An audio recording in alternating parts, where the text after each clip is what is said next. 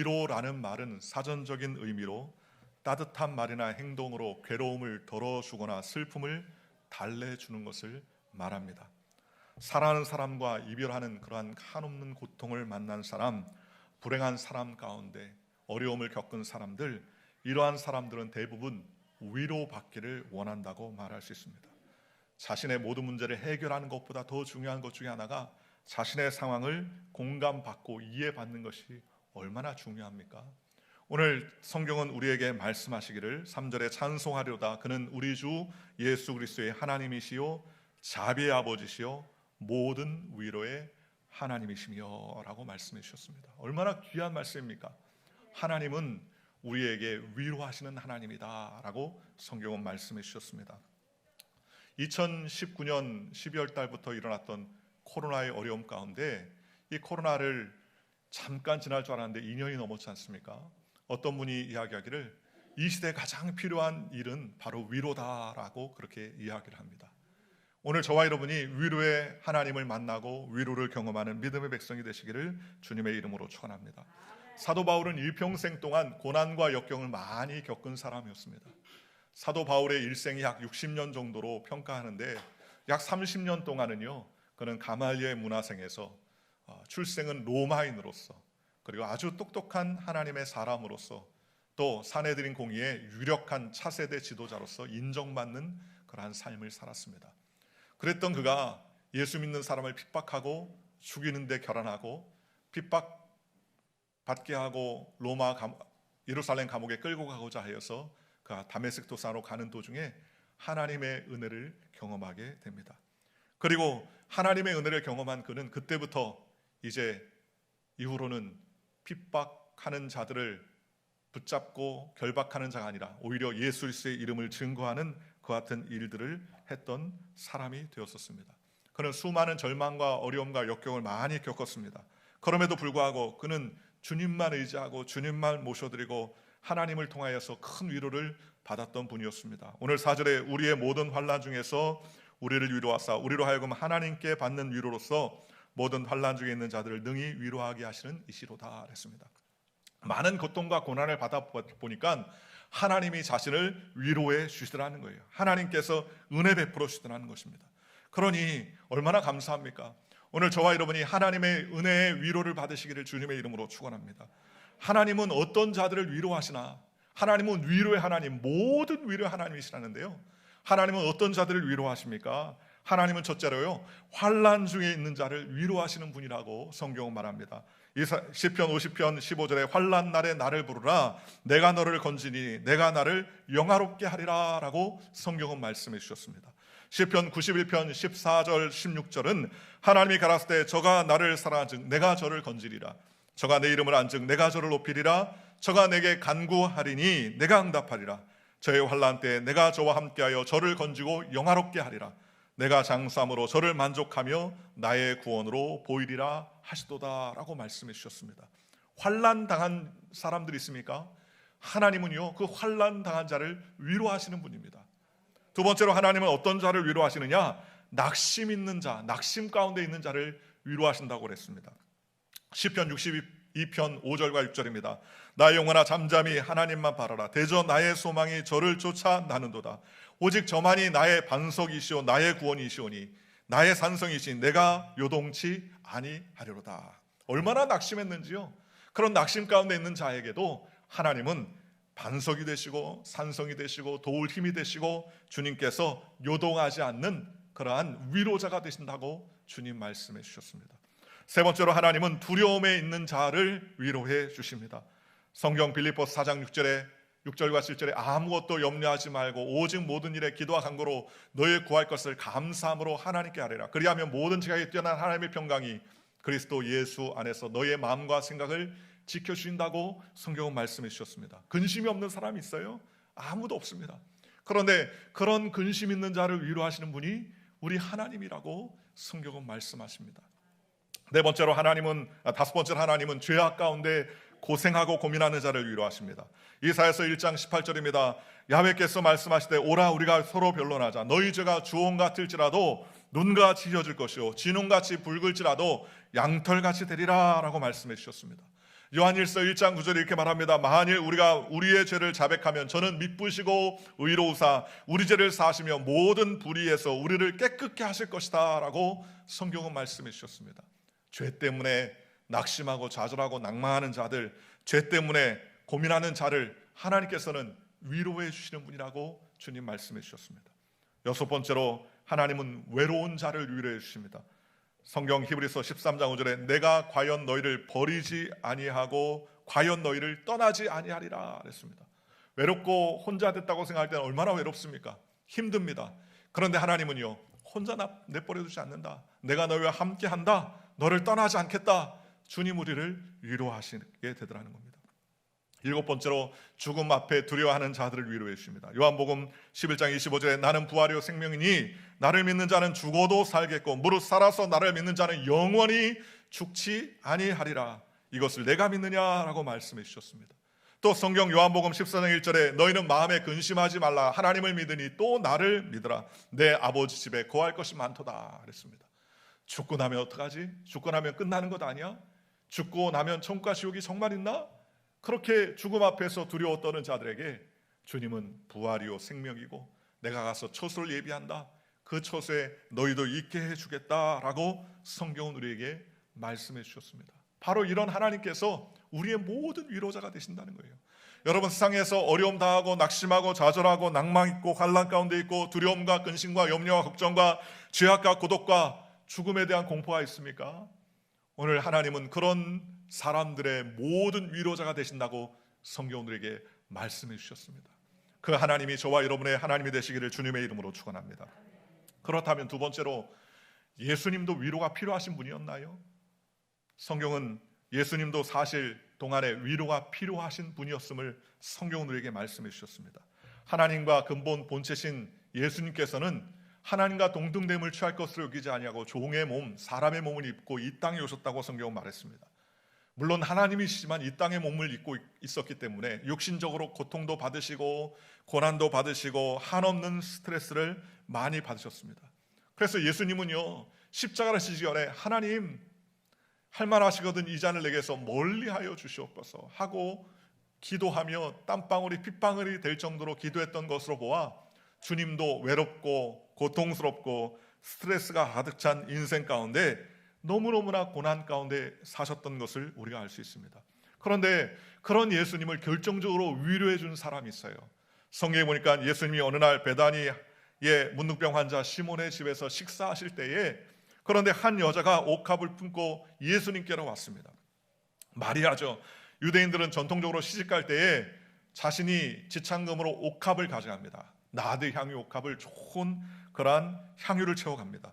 그런데 이 옥합이 향이 좋고 질이 좋을수록 또 그 옥합이 아주 귀한 것일수록 대단한 환영을 받게 되더라는 겁니다. 그런데 그 한 여자가 매우 값진 고급진 향유를 가지고 와서요, 예수님 발 앞에 탁 깨트리고 그 향유를 예수님의 머리에서부터 쫙 부어드리는 거예요.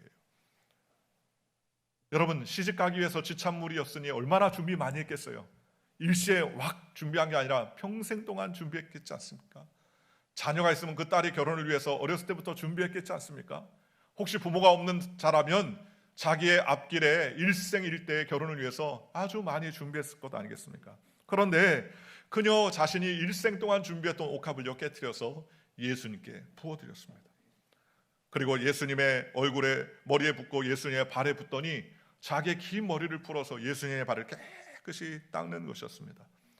그 집안의 향유 옥합이 진동을 하는 거예요. 향기로운 냄새가 온 방안을 가득하게 했었습니다.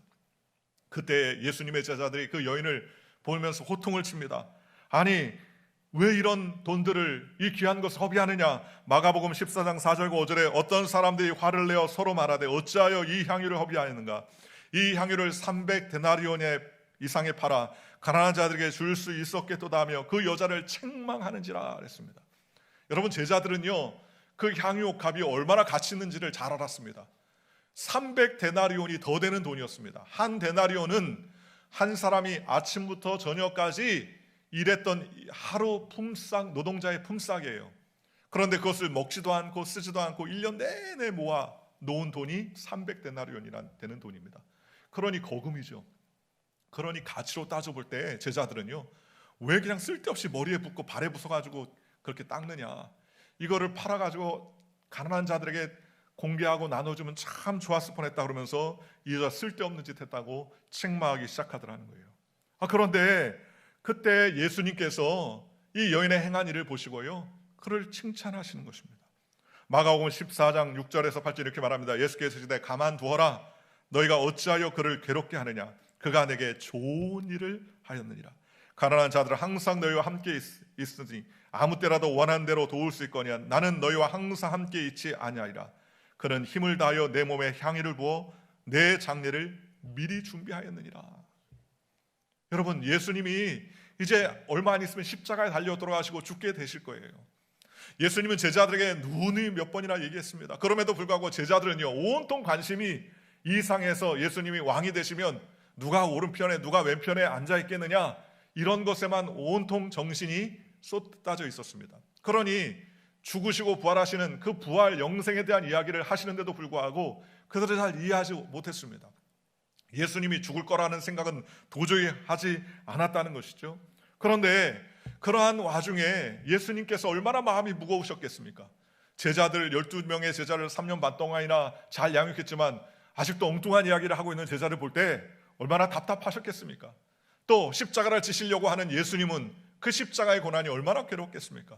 그런데 그가 계획했는지 아는지 모르겠지만 이 향유옥합을 가지고 왔던 마리아가 그 옥합을 깨뜨려서 예수님의 머리에 붓고 예수님의 발에 붓고 자신의 머리카락으로 닦아냈던 그 모든 행위는 예수님 뭐라고 말씀하셨습니까? 그는 힘을 다하여 내 몸에 향유를 부어 내 장례를 미리 준비했다 했습니다. 그러면서 그 여인의 하는 일을 칭찬했다고 성경은 말합니다. 여러분, 예수님은 큰 위로를 받은 거예요. 모든 사람들이 엉뚱한 생각을 하고 있을 때, 여인이 나에게 향유를 부어서 내 장례를 준비하는구나. 예수님은 얼마 있지 않아 모든 사람이 버림받고 죽으셔야 했음에도 불구하고 이름 모를 여인이 와서 그를 사랑해주고 격려해주고 그를 위로해 준 것이 예수님의 놀라운 위로가 되었습니다. 말로 형용할 수 없는 위로가 되는. 그러므로 여자를 꾸짖는 자에게 예수님께서는 꾸짖으시고 그를 변호해 주셨습니다. 마가복음 14장 9절 이렇게 말합니다. 내가 진실로 진실로 너희에게 이르노니 온 천하 어디서든지 복음이 전파되는 곳에 이 여자가 행한 일도 말하여 그를 기억하리라 라고 성경은 말씀해 주셨습니다. 가난한 자들에게 나눠주는 그러한 재물이면 나눠주면 참 좋았겠다. 왜 쓸데없이 허비했냐. 그랬지만 그게 쓸데없는 게 아니라는 거예요. 예수님 머리에 부었던 게 가치로 따지면 어마어마한 것이지만 이 세상에 그 누구도 예수님의 장례를 준비하지 않았는데 마리아, 이 여인은요, 향유옥합을 깨뜨려서 예수님의 장례를 미리 준비해서 예수님 마음 가운데 놀라운 소망과 위로를 얻게 되었습니다. 모르긴 몰라도 예수님께서 겟세마네 동산에서 기도하며 그 모든 일들을 감당하며 이길 수 있었던 것도 이 여인의 위로가 있었던 것 아니겠습니까?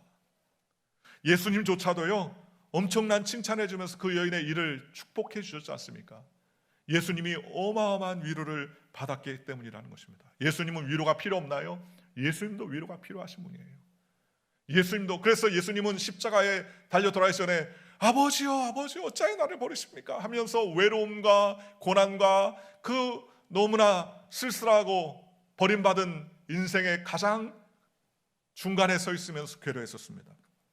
여러분, 이렇게 예수님은 고난 가운데서도 이 여인의 위로를 통하여서 힘을 얻고 소망을 얻었다는 말씀을 통해서 오늘 저와 여러분들도 위로의 사람이 되시기를 주님의 이름으로 축원합니다. 위로에는요, 힘이 있어요. 위로에는 능력이 있습니다. 세 번째로 사도 바울도 위로한 사람이었습니다. 사도 바울은 가장 사도들 중에 위대한 사도 중에 한 사람이라고 말할 수 있습니다. 사도 바울도 자기의 삶을 통해서 큰 위로를 받았습니다. 왜냐하면 수도 없는 고난과 죽음의 고비를 많이 넘겼습니다. 그런데 그가 위로를 언제 받았느냐? 다메섹 도상에서 위로를 받았어요. 다메섹 도상에서 예수 믿는 사람들을 잡아서 가두려고 그는 가다가 하나님께서 예수님을 통하여서 그 다메섹 도상에 그를 만나 주셨습니다. 하늘에서 빛이 쫙 비춰주고 하늘에서 음성이 들립니다. 바울아, 바울아, 사울아, 사울아, 왜 내가 나를 이렇게 핍박하느냐 하면서 주님이 그를 불러주셨습니다. 하늘의 은혜를 경험했습니다. 그리고 그는 셋째 하늘, 즉 하늘에 올라가는 천국의 경험을 하는 그러한 놀라운 특별한 위로를 받았었습니다. 여러분, 위로를 받으니까요 은혜가 생기는 거예요. 위로를 받으니까 감당할 수 있게 되더라는 겁니다. 여러분, 성령을 받으면 성령께서 계셔서 우리에게 은혜를 주시고 위로를 주시는 거예요. 우리의 인생의 쓴물을 달게 하는 그러한 위로가 바로 하나님께서 주시는 은혜 아닙니까? 그렇지 않습니까? 고린도전서 1장 8절에서 10절에 형제들아 우리가 아시아에서 당한 환난을 너희가 모르기를 원치 아니하느니 힘에 겹도록 심한 고난을 당하여 살 소망까지 끊어지고 우리는 우리 자신이 사형 선고를 받은 줄을 알았으니 이는 우리로 자기를 의지하지 말고 오직 죽은 자를 다시 살리는 하나님만 의지하게 하심이라. 그가 이같이 큰 사망에서 우리를 건지셨고 또 건지실 것이며 그 이후에도 건지시기를 그에게 바라노라. 사망할 정도로 큰 어려움을 당했는데요, 그럼에도 불구하고 하나님이 건져주셨습니다. 건져주신 그 은혜가 뭐가 돼요? 위로가 되더라는 거예요. 위로가 되더라는 거예요. 여러분, 죽음의 어마어마한 고통을 이겨낼 수 있었던 사도 바울은요, 왜 그런 고통을 이겨낼 수 있었습니까? 그건 은혜를 받았기 때문입니다. 저도 목회하면서 여러 가지 어려움을 당할 때 그런 극복할 수 있었던 것은 제가 초등학교 때 받은 은혜 때문입니다. 여러분, 성경학교에 가서 성령 충만 받았고 그 성령 충만 받고 나니까는요 온 상이 다 달라 보이는 거예요. 하늘이 달라 보이고 별이 달라 보이고 돌들이 말을 하고 나무가 저에게 얘기하면서 너도 하나님의 은혜를 알았니? 그러면서 얘기하는데 그 은혜가 얼마나 큰지요. 야, 이러다가 5, 60 살다가 죽는구나. 그럼 주님이 분명히 나한테 너 뭐하다 왔냐 물으실 텐데 뭐하다 왔다고 얘기하는 게 가장 주님이 기뻐하실까? 주님, 돈 잔뜩 벌다가요 그 놓고 왔습니다. 그것도 은혜가 아닌 거고, 썩어질 세상 것 많이 배우다가 왔다고 해도 그것도 은혜가 아니어갖고 주님 복음을 열심히 전하다가 왔습니다. 그러면은 참 주님이 기뻐하시겠다. 그래서 주의 일꾼이 되면 참 좋겠다. 그런 생각을 제가 하게 됐습니다. 여러분, 그게 무슨 초등학생이 할 생각입니까? 지금 가만히 생각해보면 하나님의 은혜예요. 하나님이 그런 생각을 주니까 이 짧은 인생 마감하고 주님 부르실 때 어떻게 하다 살다 왔나 부르시면 이렇게 대답하면 좋겠구나 하는 생각이 뭐 초등학교 생각 머리에서 나왔겠어요? 하나님이 은혜 주셔서 생각했죠. 지금 생각해보면요 그게 은혜예요. 하나님의 나를 부르셔서 주의 일꾼 삼아주시고 하나님께 영광 돌릴 수 있게 해주신 것을 얼마나 감사합니까? 여러분, 초대교회 억센 핍박과 고난과 환난 가운데 사도 바울은요 날마다 복음을 증거했습니다. 생각해 보십시오. 빌립보에 가서 복음을 전하는데 늘씬 두들겨 맞고 감옥에 잡혀있지 않았습니까? 그런데 그 감옥에서도 그가 찬양하며 하나님께 영광 돌릴 수 있었던 이유가 뭡니까? 그는 빌립보에 가기 전에 드로아에서 하나님께서 환상 가운데 마게도냐로 건너가서 우리를 도우라라는 그런 환상을 통해서 성령께서 우리를 부르셨구나, 위로를 받았습니다. 내가 이렇게 안 되고 갈 길이 막히고 옆길이 막히고 뒷길이 막히고 아무것도 안 될 때, 아픈 깜깜한 바다인데 앞이 막힐 때 배 타고 가서 마게도냐로 도와라, 하나님께서 우리에게 말씀해 주셨구나. 그래서 그런 고난과 역경을 만나도 하나님이 우리에게 말씀하셨던 그 말씀 때문에 그는 빌립보 감옥에서 하나님께 찬양하고 영광 돌리고 죄수들이 모든 사람이 다 듣고 있음에도 불구하고 기뻐하며 주님께 기도할 수 있었던 은혜가 있었던 사람이었다는 거예요. 여러분, 오늘 저와 여러분이 그런 위로를 받으시고 그런 위로의 사람이 되시기를 주님의 이름으로 축원합니다. 성령께서 주신 위로가 있어야 돼요. 유라굴로 강포를 만났던 사도 바울이 사람들이 다 죽을 것 같았을 때도 사도 바울은 위로를 받았지 않습니까? 바울아, 기도하는데 지금 때가 아니다. 네가 죽을 때가 아니야. 걱정하지 말아라. 네가 반드시 가이사 앞에, 로마 황제 앞에 서야 하겠고 여기 있는 모든 사람들의 생명을 내 손에 붙였느니라. 염려하지 말아라. 여러분, 사도 바울이 그 하나님의 말씀을 받은 이후에 나가가지고 사람들을 다 불러 모읍니다. 내가 섬긴 하나님께서 어젯밤에 나에게 이렇게 말씀하셨다. 당신도 한 사람도 안 죽을 거야. 내가 로마까지 가기로 하나님께서 말씀해 주셨거든. 그러니 이 밥을 먹고 힘을 내고 염려하지 말아라. 그랬더니 선장과 선주와 모든 선원들이요 이제는 사도 바울의 말을 정말 철석같이 믿는 거예요. 위로를 받은 거지요. 그러니 소망 가운데 있었던 겁니다. 여러분, 사도 바울이 무슨 위로를 받았습니까? 사람의 말을 받았어요? 아니에요. 하나님께서 환상 가운데 하나님께서 말씀을 통해서 위로하자 그 위로를 통해서 힘써 나갈 수 있었다는 것입니다. 오늘 저와 여러분도 마찬가지입니다. 여러분, 우리를 위로해 줄 분이 누구예요? 사람입니까? 아니에요. 하나님이 위로해 주시는 거예요. 말씀을 통해서 위로받고 말씀을 통해서 위로를 얻는 저와 여러분들 되시기를 주님의 이름으로 축원합니다. 사도행전 9장 31절 이렇게 말합니다. 그리하여 온 유대와 갈릴리와 사마리아 교회가 평안하여 든든히 서하고 주를 경외함과 성령의 위로로 진행하여 수가 더 많아지다.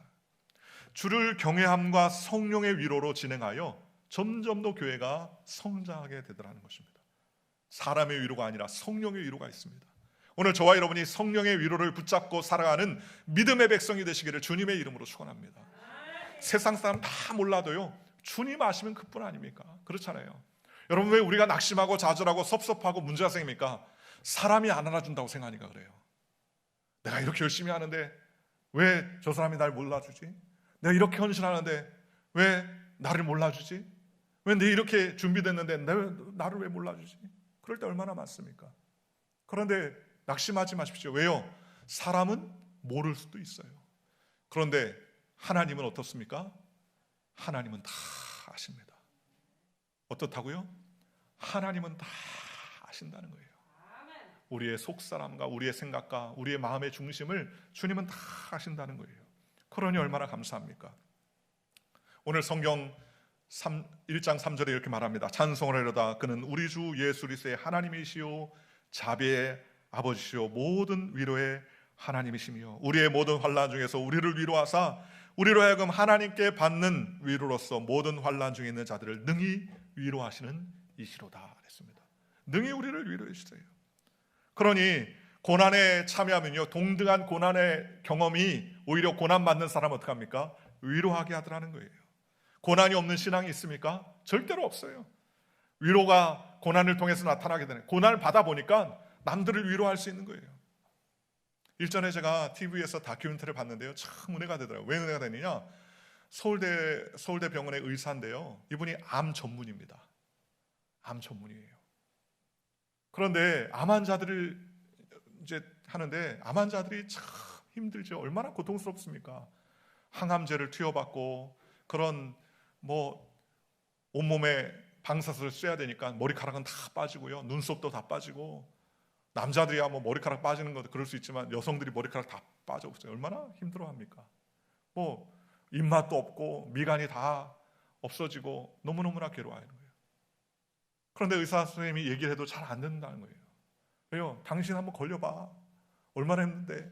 그런데 이 의사는요, 사람들, 그 환자들을 만나면 환자들이 다 위로를 받아요. 왜 그러느냐? 이분이 암에 걸린 거예요. 의사가 말기 암에 걸린 거예요. 암 환자를 고치는 의사가요, 자기가 암에 걸렸어요. 암에 걸려 보니까 암 환자들 진짜 이해하게 됐다는 거예요.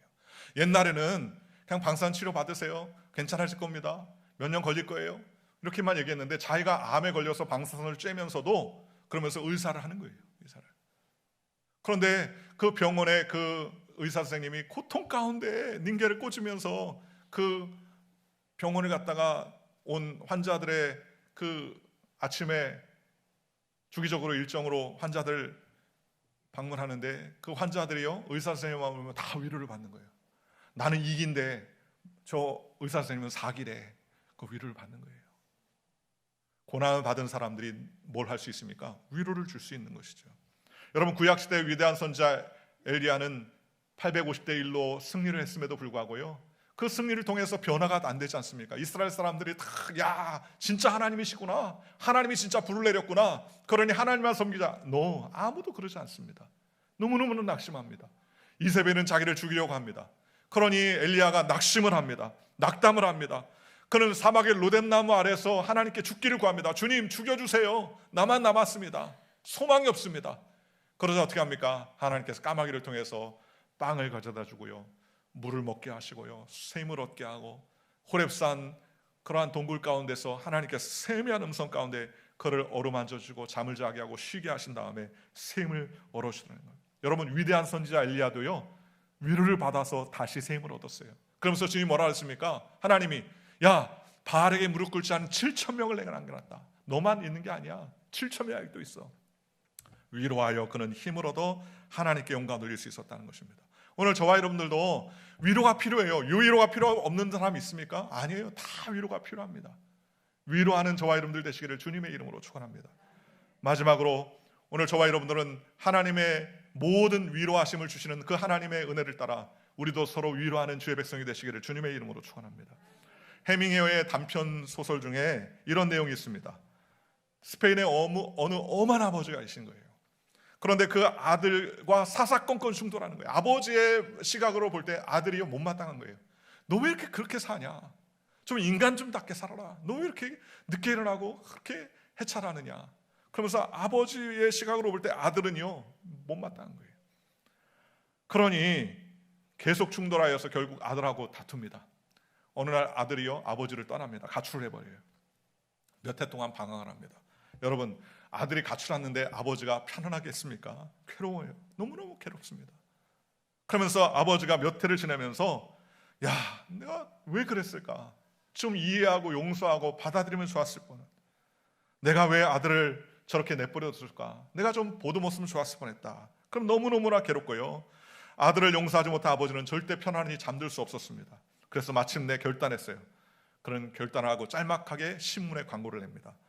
그 아들 이름이 파코인데요. 파코, 화요일 정오 몬타나 호텔에서 만나자. 아빠가 다 용서했다. 아빠.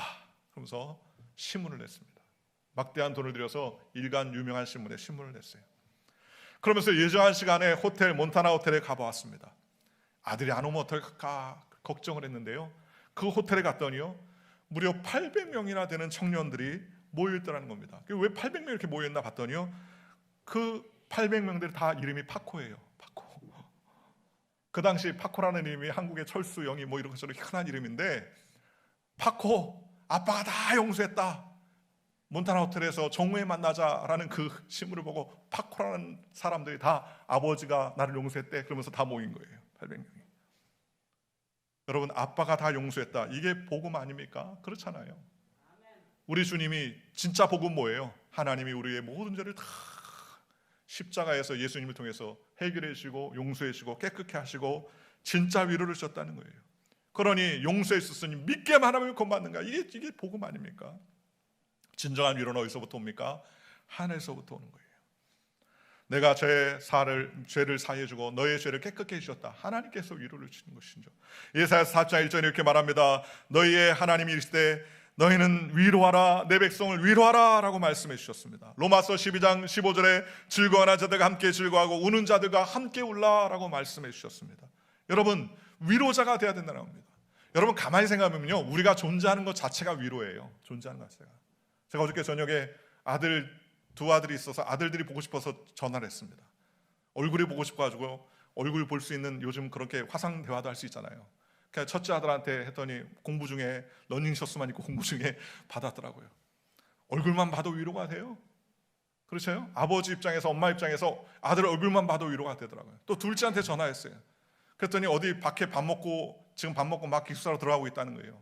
밥 먹고 기숙사에 들어가고 있다는 게 위로가 되더라고요. 밥도 못 먹고 쫄쫄 굶고 있으면 어떡하나.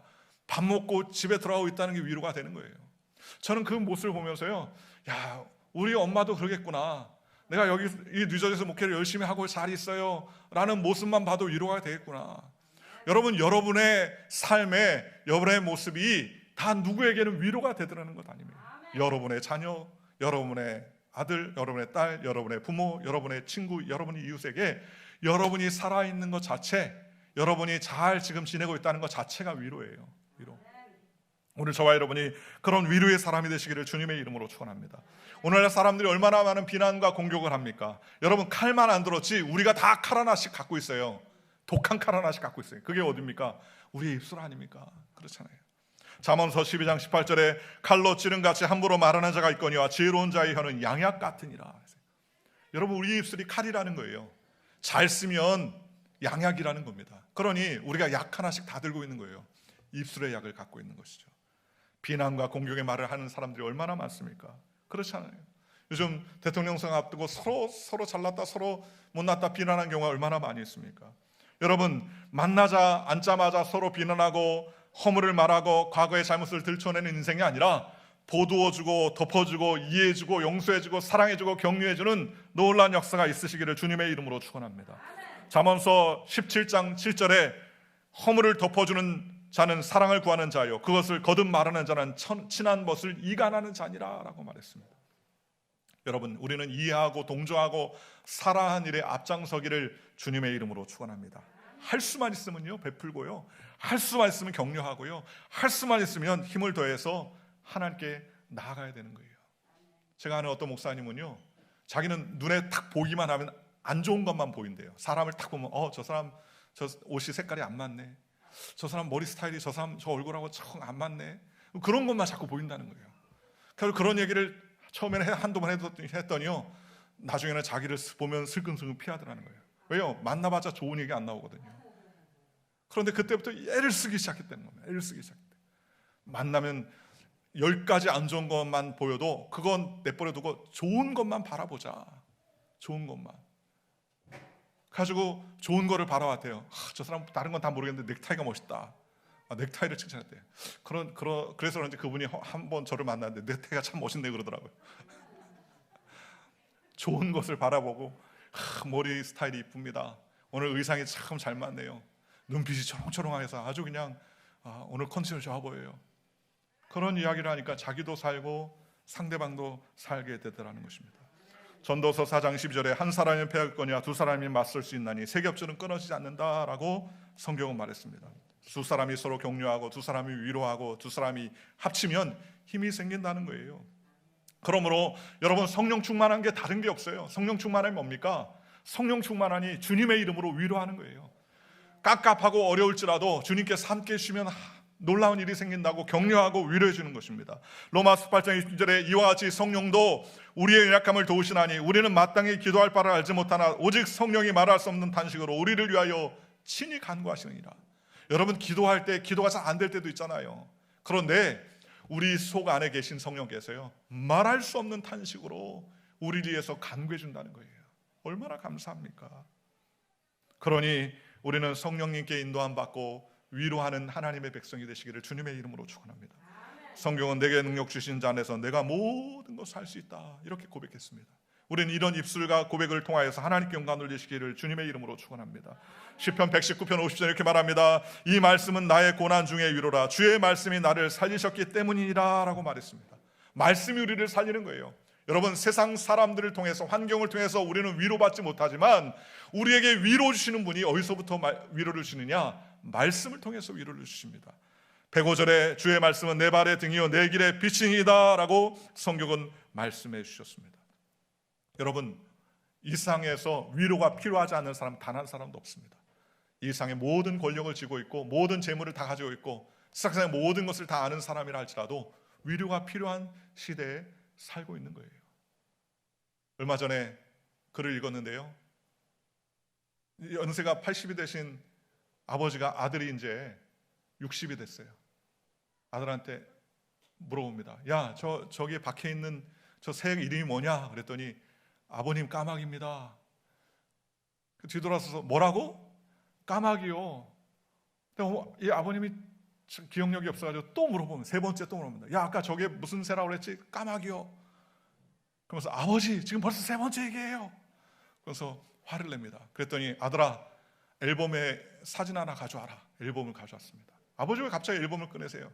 앨범을 보니까요, 아빠가 아주 젊었을 때 그 아들이 아주 이제 막 2살, 3살 막 됐을 때 사진이 있습니다. 야, 네가 요 3살 때 까마귀를 보고 저 이름이 뭐냐고 나한테 묻기를 무려 26번 했다는 거예요. 근데 넌 3번 물어봤는데 나한테 핀잔하냐? 그러면서 이야기를 하더래요. 아들이 그 사진을 보고서 내가 26번이나 까마귀가 뭐예요? 저 새 이름이 뭐예요? 라고 26번 물어봤던 거 보면서 아버지가 자기한테 했던 그 위로를 보면서 위로를 받고 아버지를 잘 평하게 됐다는 것입니다. 위로가 필요 없는 사람 아무도 없습니다. 오늘 저와 여러분이 모든 위로의 하나님이십니다. 우리가 하나님을 섬긴다면 그 하나님을 섬기며 하나님께 영광 돌리고 적극적으로 위로하는 사람, 낙심한 자를 위로하는 백성들, 좋으신 하나님을 찬양하고 영광 돌리는 사람들, 격려를 주는 사람들을 일어나게 해주는 하나님의 일꾼이 되어 주님께 영광 돌리시기를 주님의 이름으로 축원합니다. 오늘 말씀을 들은 우리가 한 주간 생활할 때 여러분의 남편과 여러분의 아내, 여러분 자녀들에게, 여러분 부모에게, 여러분 이웃들에게 위로하고 격려하고 소망을 주는 믿음의 백성이 되시기를 주님의 이름으로 간절히 축원합니다.